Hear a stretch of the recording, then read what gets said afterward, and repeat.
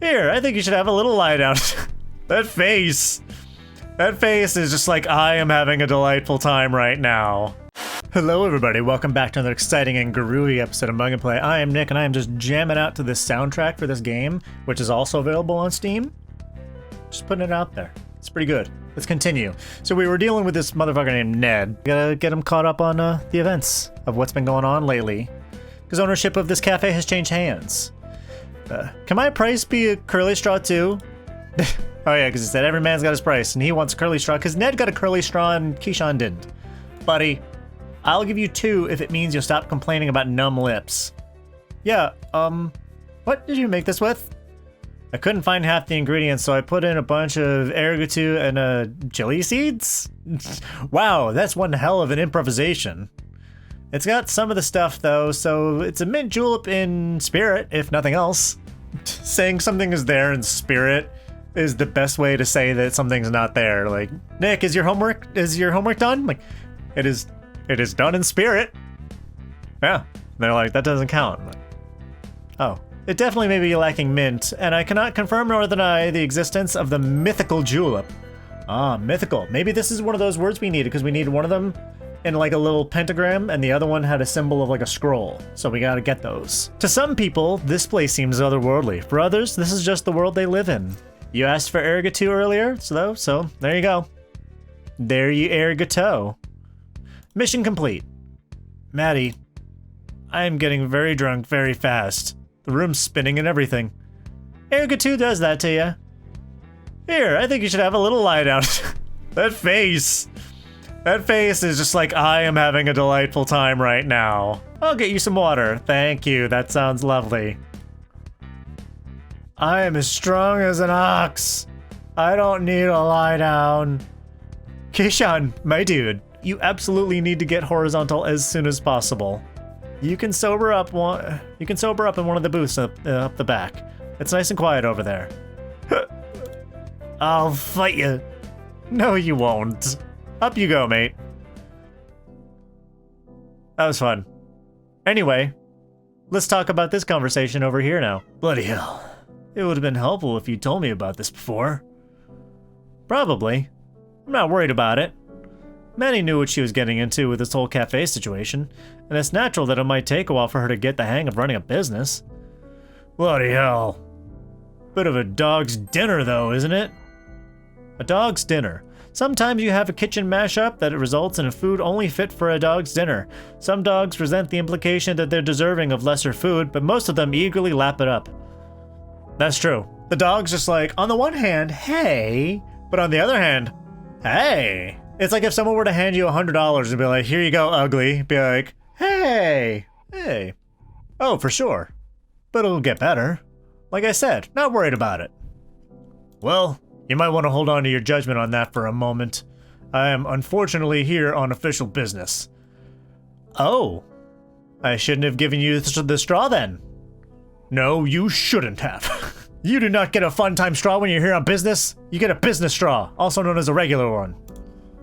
I look quite silly. Want me to get rid of it? It's just Maddie. She won't use it to derail our conversation or make me look like a fool or anything like that. Straw? No, I'll get you one after you've had a nap. You can sip the water like a normal person. That is how you talk to drunk folks. I'll put it with the dirty dishes then. It is a pretty cool straw. And now it's gone! Angry magic! The sacrifices I make for this job. Hey, you met me through it, so I can't been all bad. That was bloody 100 years ago. Man, really? Longer. Time flies when you're immortal, huh? Does it? I figure if you're immortal, time would either fly by or it's just a harrowing, horrendous crawl, and nothing in between. It's one or the other. Quasi-immortal. This old rust bucket still gets an expiry date somewhere down the line. Time comes for us all, eventually. What's this about immortality? Hey, you should buy more plants. Shut up! We should buy more plants. Sorry, continue. Immortality? Nothing that I'd trust you with, that's for sure.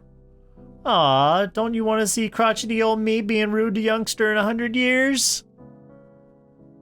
He's like, yes, but that's neither here nor there. Truly I do not. The far future doesn't need amateur necromancers. Amateur can describe someone who's not good enough to turn pro, but it could also mean someone who passionately engages in something just for the pure love of it. Your loss. So, you two heading upstairs? Actually, Ned does in fact have something fairly important to discuss with you. Oh? It's about the debt you owe. To the council. Yeah, I know. What about it? I will battle you for it! Maddie, it's time. You owe us over 600 hours. Shay signed a contract. The hours or the cafe. You own the cafe, so you own the debt.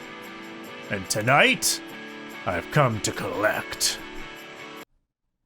I gave it all away, and now has come the day. There's nothing left to give.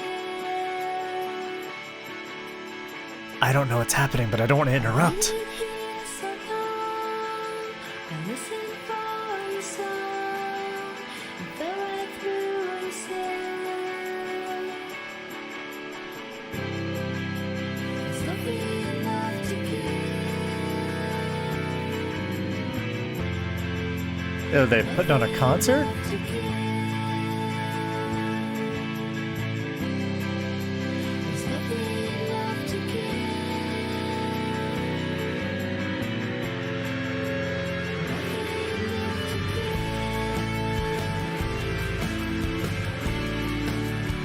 This is so fucking cool.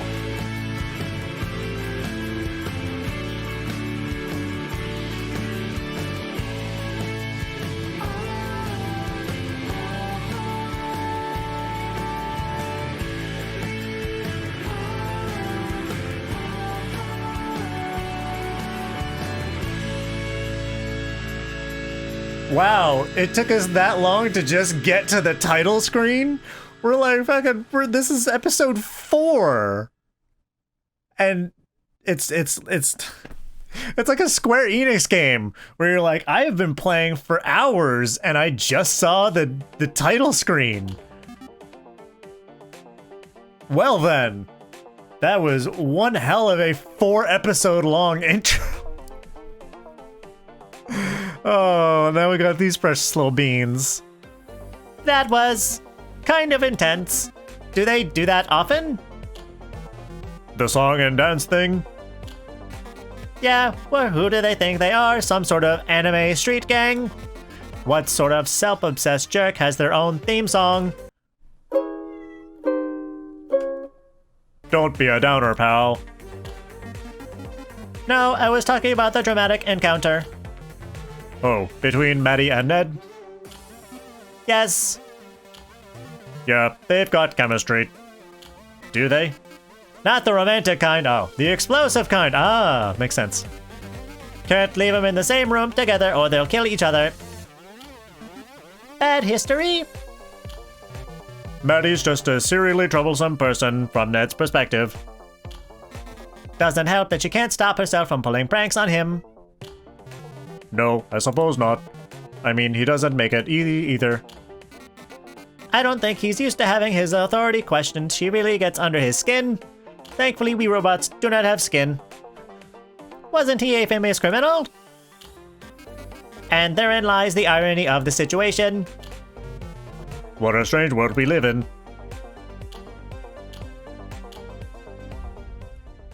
I love those three. I love when a serious story has just this one little pocket of characters that are like this comic relief.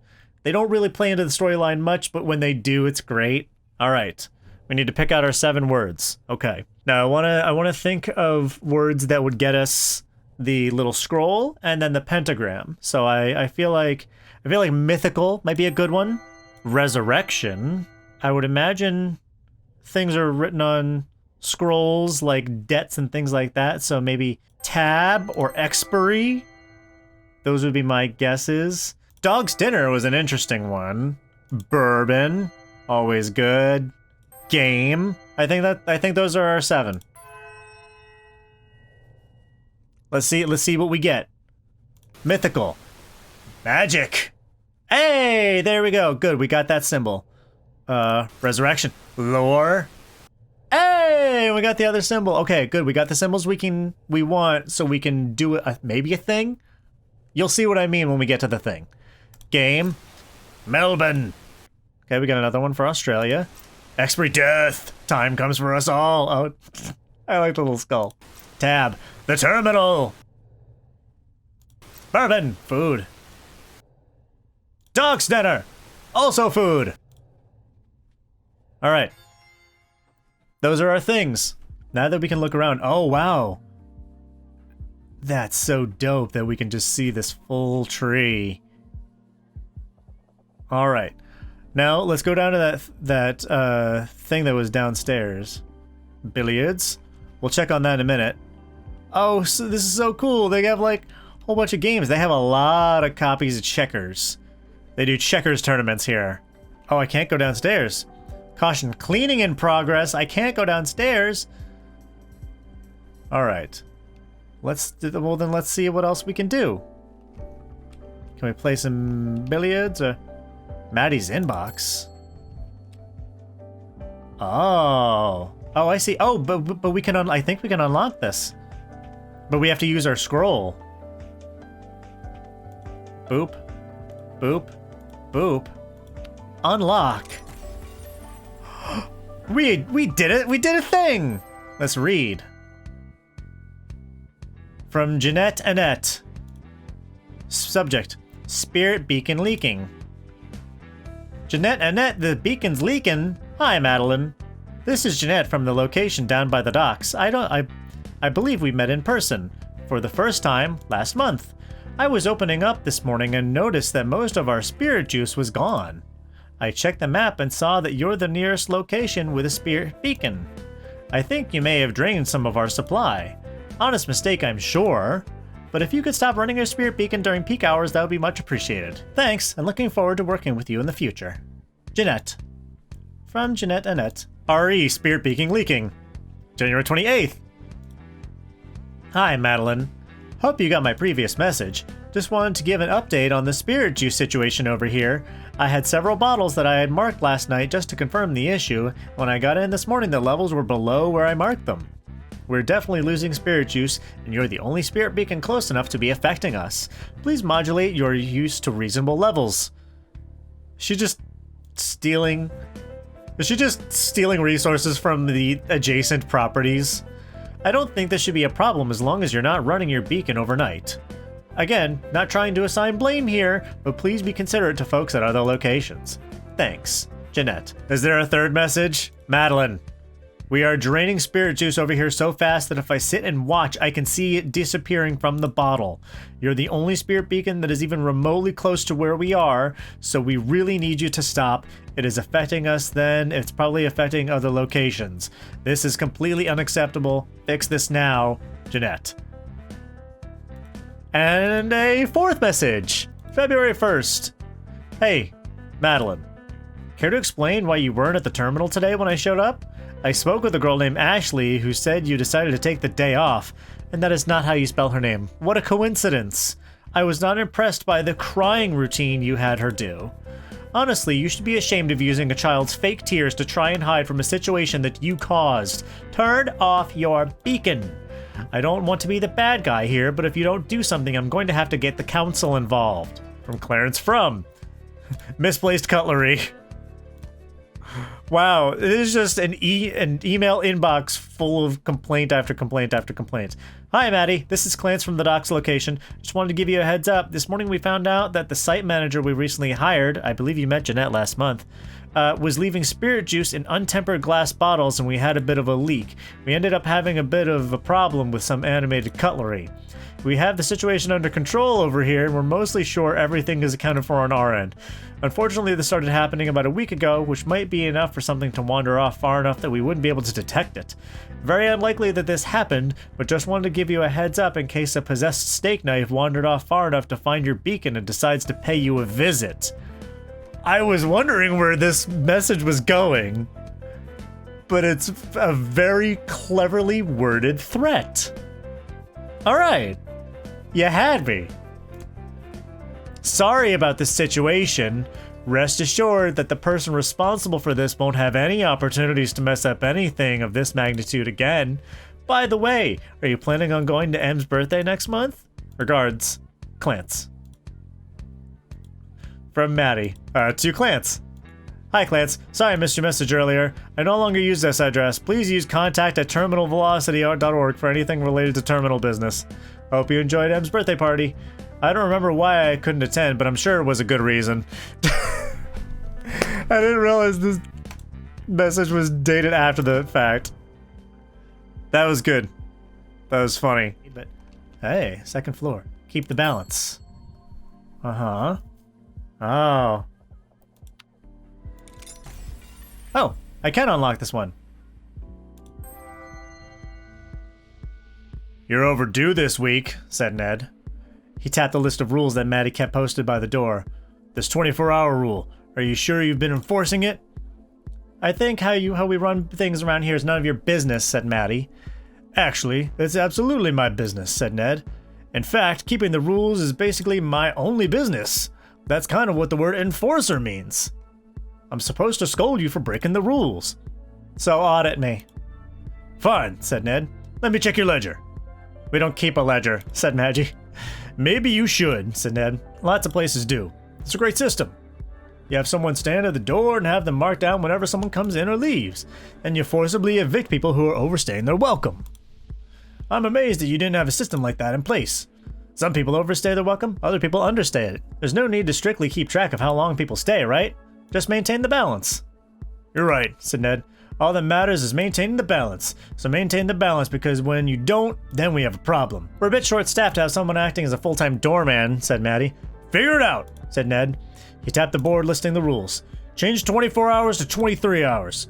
When you say 24 hours, people think you just colloquially mean one day and they don't pay attention to the specific time. When you say 23 hours, people actually have to keep track of what time it is. You know, I never thought of that. That is kind of true. You have 23 hours to pay the full amount or face the consequences. You'd be like, what time is it? Whereas 24 hours, you're like, end of day tomorrow. That would be fine, said Che, except for the part where you're cutting time of people's stay. Trust me, said Ned. Anyone who would go right up to the limit is probably going to go over it. True. 23 hours is going to mean 23 hours plus an extra 5 minutes, 10 minutes, half hour, plus however long it takes to finish their drink. And if they leave in less than 24 hours, who gives a shit? You know, he might be acting like a bureaucrat douchebag, but he makes a point. I give a shit, said Che. You're right, you should give a shit, said Ned. In fact, you should celebrate whenever you manage to scooch someone out of here in under 24 hours, because the balance is upset and you've got to correct it. You can either correct the balance 1 hour at a time, or the council can come in here and repossess some souls. Or we can find someone who knows how to manage this property responsibly. He turned to Che. Come on, buddy. I don't want to have to take this place away from you. That would be quite the escalation, said Maddie. Well, you're already in the first level of escalation, which is a stern talking to, said Ned. Let's try not to escalate it any further. Che sighed. Well, Maddie cut him off. We'll change the rule to 23 hours, okay? Buzz off. Wow, really? Said Ned. Well, okay then. While you're rewriting the signs, you should also take the green tea frappuccino off the menu. Why? Is it expensive or just gross? Frapp should be for coffee, not tea. Done, said Maddie. Wait, really? Said Ned. Damn, I didn't realize you're so open to the feedback. Also, the caramel. We'll take it under advisement, said Maddie, placing a hand on Ned's chest and physically pushing him towards the door. I see. It's not like, okay, we'll do all these things. It's like, yeah, sure, we'll do these things. The sooner you leave, the sooner we can start on them. Hold up, said Ned. What are you doing? Removing an unwanted guest, said Maddie. I need the practice if we're going to start enforcing those rules you care so much about. No, said Ned as he continued backpedaling to stay upright. Look, could you just... Bye, said Maddie as Ned crossed the threshold out of the cafe and Maddie shut the door in his face. She turned around, leaning her back against the door and sighed. Che raised an eyebrow. You're serious about the rule change? Yeah, said Maddie. I'll change the sign on the menu after we close tonight. Wait, really? The rule change is just to keep him off our back, said Maddie. And the menu thing? I've been meaning to take that off anyway, said Maddie. It's the kind of menu that attracts the worst sort of people. Well, okay, said Shay. Though I do think we should change the rule back to 24 hours after things have had enough time to balance out. Oh, of course. Wouldn't want to upset the balance too far in the opposite direction. What would we do with all that extra time anyway? That's true. What would you do with all that extra time? Uh-huh. Ah, we can go back down here. We got Ashley's journal. So I see. So we just got to use those things to unlock stuff. So let's keep going. But we're going to keep going next time on MugAndPlay. So thanks so much for hanging out with me. Hit that subscribe button so you can see how things turn out. Because something's brewing. We saw some dope-ass parts. Some cool shit is on its way. So thanks so much. I love you all. I'll see you next time. Bye-bye, everybody.